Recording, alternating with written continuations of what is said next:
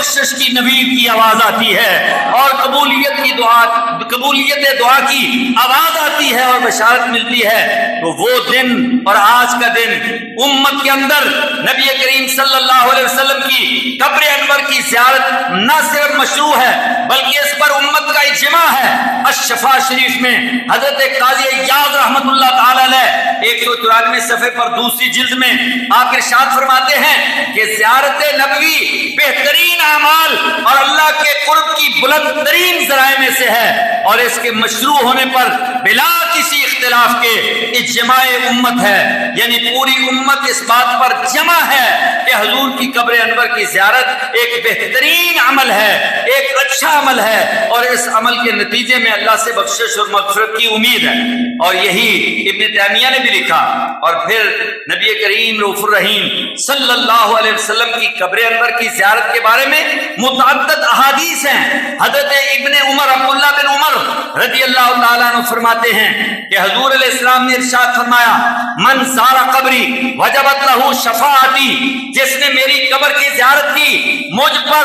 वाजिब हो गया, वजबत लहू उसके लिए वाजिब हो गया, शफ़ाअती मेरा सिफारिश करना, मैं सिफारिश करूंगा, मैं शफाअत करूंगा, मैं बख्शिश के लिए मैं अल्लाह की बारगाह में अर्ज करूंगा। किस बंदे के लिए? जिसने मेरी कब्र की ज़ियारत की। इसी तरह एक और मौका पर हजूर अलैहिस्सलाम ने इरशाद फरमाया, मन जानी सायरन ला तहमिलहु हाजतन इल्ला ज़ियारती, कोई बंदा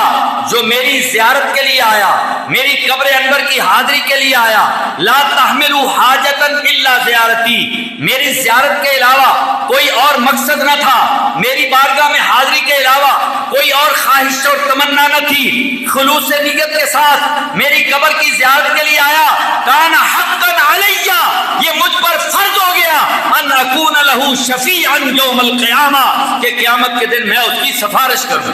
जो सिर्फ मेरे लिए आया, जो सिर्फ मुझे देखने आया, जो सिर्फ मेरी कब्र की ज़ियारत के लिए आया, कोई और दुनियावी मकसद न था, महज मेरी कब्र की ज़ियारत के लिए आया, आका फरमाते हैं मुझ पर वाजिब हो गया कि क़यामत के दिन उसकी सिफारिश करूं। फिर इसी तरह हजूर अलैहिस्सलातु वस्सलाम ने एक और मौके पर इरशाद फरमाया मन हज फज़ार कब्री, जिसने हज किया और मेरी कब्र की ज़ियारत के लिए आया, बाद वफाती, मेरी वफात के बाद जो हज के लिए दूर दराज से चल के आया, कोई मशरक से, कोई मगरब से, कोई शिमाल से, कोई जुनूब से, कोई पाकिस्तान से, कोई हिंदुस्तान से, दुनिया के गोशे गोशे और कोने कोने से मेरे उम्मती आएंगे जो खाना काबा के हज के लिए आया, हज और ज़ियारत के बाद मेरी कब्र की ज़ियारत के लिए आया, बाद वफाती फकअन्नमा ज़ारनी फी हयाती, मेरी वफात के बाद मेरी कब्र पे आया तो वो इस तरह है जिस तरह मेरी जिंदगी में मेरे सामने आ गया,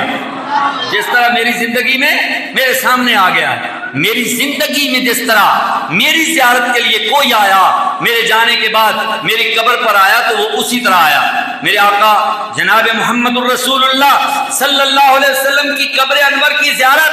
ये न सिर्फ हमारे लिए मशरू है और न सिर्फ उम्मत के अंदर इस पर इजमा है, न सिर्फ ये बायसे सादत है, बल्कि हजूर खुद भी ज़ियारत के लिए जाया करते थे। हजूर का अपना साथी अमल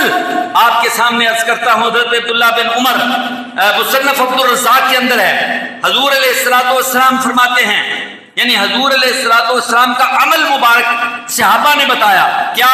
कान नबी सल्लल्लाहु अलैहि वसल्लम, नबी करीम रऊफ़ुर रहीम सल्लल्लाहु अलैहि वसल्लम याती कुबूर शुहदाए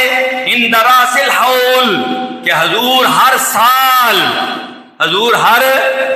रासिल हौल, हर साल हजूर शुहदाए ओहद के मिज़ारात पे जाते और जाकर क्या करते, फयक़ूलो, आप फरमाते अस्सलामु अलैकुम बिमा सबरतुम फनिअमा उक़बद्दार। हजूर कब्रों पे जाते, शुहदाए ओहद के मिज़ारों पे जाते, उन शहीदों के लिए ये बड़ा एजाज था کہ رحمت عالم جس طرح زندگی میں ان سے شفقت کرتے تھے، ان کی شہادت کے بعد بھی ان کی قبروں پہ تشریف لے جاتے اور جا کر کہتے تم پر سلامتی ہو تمہارے صبر کی وجہ سے، اور اللہ تعالیٰ نے تمہارے لیے آخرت میں بہت اچھا گھر بنا رکھا ہے۔ حضور علیہ السلام خود شہدائے احد کی قبروں پہ تشریف لے جاتے، اور پھر کانا ابو بکر و عمر و عثمان یفعلون ذالک، جب حضور کو جاتے ہوئے دیکھا تو ابو بکر بھی جانے لگے، عمر بھی جانے لگے، عثمان بھی جانے لگے۔ صحابہ خلفائے راشدین نے یہ معمول بنا لیا کہ وہ شہدائے احد کی قبروں پہ جایا کرتے تھے۔ تو یہ قبور کی حاضری اور قبروں پہ جانا نبی کریم رؤوف الرحیم صلی اللہ علیہ وسلم کی سنت ہے۔ حضرت ابو بکر رضی اللہ تعالیٰ عنہ نے حضرت عمر سے کہا انطلق بنا ام ایمنہ، آؤ میرے ساتھ چلو۔ انہوں نے کہا کہاں جاؤں؟ ابو بکر نے حضرت عمر سے کہا عمر آؤ میرے ساتھ چلو۔ بھئی کہاں جانا ہے؟ انطلق بنا الی ام ایمن، ہم ام ایمن کی قبر پہ جاتے ہیں، نزورو ہم زیارت کریں گے، ہاں نزورہا ہم ان کی زیارت کریں گے، کما کان رسول اللہ یزورہا، جس طرح رسول اللہ ان کی قبر پر زیارت کے لیے جایا کرتے ہیں۔ ہم حضور کی سنت سمجھ کر ان کی قبر پہ جائیں گے جس طرح حضور ان کی قبر پہ جایا کرتے تھے۔ اسی طرح حضور علیہ السلام کی تشریف آوری سے پہلے اصحاب کہف کا ایک لمبا چوڑا واقعہ ہے، مگر کیا ہوا کہ جس وقت اللہ رب العزت نے غلبہ عطا کیا اور لوگوں نے دیکھا ان کی کرامت اور ان کی وہ صورت اور کیفیت کہ اتنا عرصہ گزر جانے کے بعد پھر بھی وہ زندہ ہیں، تو لوگوں نے یہ فیصلہ کیا کہ ہم ان پر دیوار بنائیں گے، ہم مزار بنائیں گے، ہم فلاں چیز بنائیں گے، فلاں چیز بنائیں گے۔ اللہ نے قرآن میں اس کا ذکر کیا، فرمایا قال الذین غلبوا علی امرہم لنتخذن علیہم مسجدا، وہ کہنے لگے ہم اس پر مسجد بنا دیتے ہیں۔ جس جگہ پر اصحاب کہف کا کہ مزارات ہیں، ان کا وہ غار ہے، اس غار کے قرب میں ہم مسجد بنا دیں گے تاکہ لوگ وہاں نماز ادا کریں، اللہ کا ذکر کریں اور ان کے قرب میں بیٹھ کر اپنے رب کو پکاریں اور اللہ تعالیٰ ان کی باتیں اپنی بارگاہ میں قبول فرمائے۔ یہ نبی کریم رؤوف الرحیم صلی اللہ علیہ وسلم کا قبور کی زیارت کے لیے جانا، حضور علیہ السلام کا خود تشریف لے جانا اور آپ کی قبر پر آج تک امت کا جانا، اس کا مطلب یہ ہے کہ فی نفس ہی قبر پر جانا یہ کوئی جرم نہیں، یہ کوئی گناہ نہیں۔ لیکن ایک بات یاد رکھیے گا، بعض اوقات انسان جو عمل کرتا ہے نا، انسان کا وہ عمل اگر وہ کسی سے علم حاصل کر کے کرے تو ٹھیک کرتا ہے، اور اگر وہ علم کے بغیر کرے تو غلطیاں ہو جاتی ہیں۔ ہم نے دیکھا ہے لوگ نماز میں بڑی غلطیاں کر جاتے ہیں، روزے میں، حج کے معاملات میں بڑی غلطیاں کر جاتے ہیں۔ اسی طرح قبر کی زیارت اگر کوئی کسی عالم سے پوچھ کے تربیت حاصل کر کے کرتا ہے تو ٹھیک کرے گا، اور اگر اپنی مرضی سے جا کے کرتا ہے جہالت کی وجہ سے وہ غلطیاں بھی کرے گا۔ صحابہ سے شروع میں غلطیاں ہوتی تھیں قبروں پہ جانے سے، تو حضور نے منع کر دیا، فرمایا کنت نہیتکم عن زیارت القبور فزوروها، فرمایا میں نے تمہیں منع کیا تھا قبروں کی زیارت پہ، لیکن اب جاؤ، اجازت ہے۔ کیوں؟ اس لیے کہ تمہاری تربیت ہو گئی ہے۔ ہمارے اس معاشرے کے اندر لوگوں کی چونکہ تربیت نہیں اور عدم تربیت کے ساتھ جب وہ قبروں پہ جاتے ہیں تو ایسے ایسے کام کرتے ہیں جن کاموں کی وجہ سے دیکھنے والوں کو ان کی فطری طور پر اللہ رب العزت نے جو چیز دل میں رکھی ہے کہ غلط کو غلط اور صحیح کو صحیح ضمیر فیصلے کرتا ہے، ان کی بدعمالیوں کو دیکھ کر لوگ متنفر ہو جاتے ہیں۔ اس لیے آخری منٹ میں ایک ہی سبق دوں گا، وہ سبق یہ ہے کہ کوئی بھی عمل کرنا تو پہلے سیکھو، جانو، پہچانو، اس عمل کے بارے میں معلومات حاصل کرو۔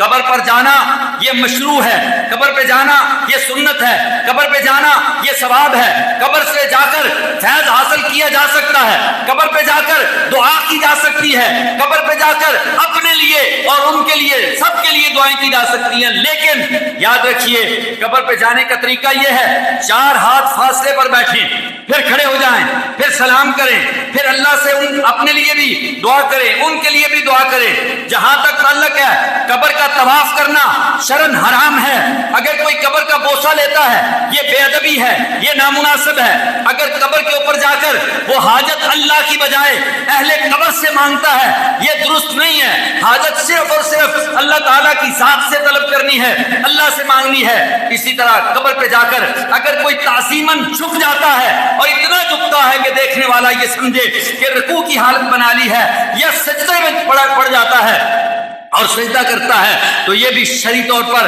قطعاً حرام ہے، اس کی شریعت میں کوئی گنجائش نہیں۔ شرینی اگر تقسیم کرنی ہے تو شرینی تقسیم ضرور کریں، لیکن تبرک کے لیے آپ کھانے پینے کی اشیاء کو اگر لوگوں کے منہ پہ ماریں، اگر پھینکیں اور وہ زمین پہ گریں یہ خلاف ادب ہے۔ اور ان چیزوں کو اٹھانے کے لیے بچے اگر قبروں پہ چڑھیں، قبر کے اوپر کھڑے ہو جائیں، قبر کو وہ جا کے ٹیک لگا دیں، قبر کے اوپر ناچنا شروع کر دیں، قبر کے اوپر وہ چڑھ جائیں اور بے ادبی کریں، یہ ساری چیزیں یہ شریعت کے خلاف ہیں، ان سے اجتناب کرنا ہوگا۔ قبر پہ جائیں ضرور مگر قبر کی حاضری کے آداب جان کر جائیں۔ اللہ تعالیٰ مجھے اور آپ کو نیک عمل کی توفیق بخشے۔ وما علیہ الا البلاغ۔